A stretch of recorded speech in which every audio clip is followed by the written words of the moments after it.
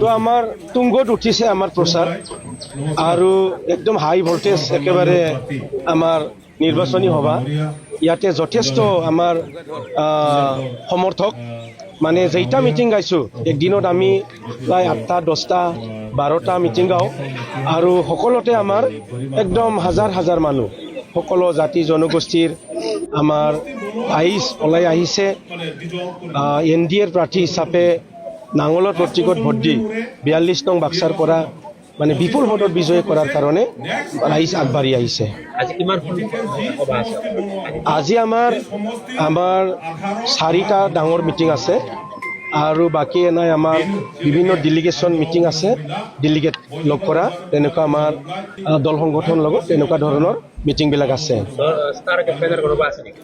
আমাৰ star campaigner আমাৰ Khampa Borgohain sir আহিছে আজি এক্স ডেপুটি চিফ আৰু এক্স মিনিষ্টাৰ চন্দন ব্ৰহ্ম ছাৰ আহিছে মই খুব ভাল পাইছোঁ তেখেতসকলে অহাৰ বাবে।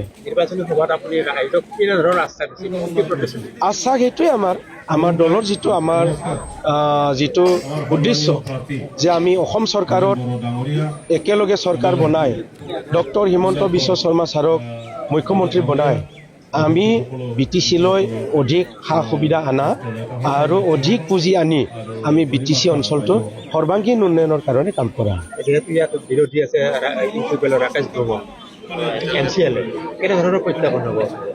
ৰাকেশ ব্ৰহ্ম প্ৰাৰ্থী হিচাপে তেখেতে ভোট নাপায় জিতাৰ ভোটটো নাপায় কম ভোট পাব 10-12 হাজাৰ কিবা ভোট পাব আৰু সেইটো ইমান আমাৰ কাৰণে ইমান বেছি ফেক্টৰ নহয়।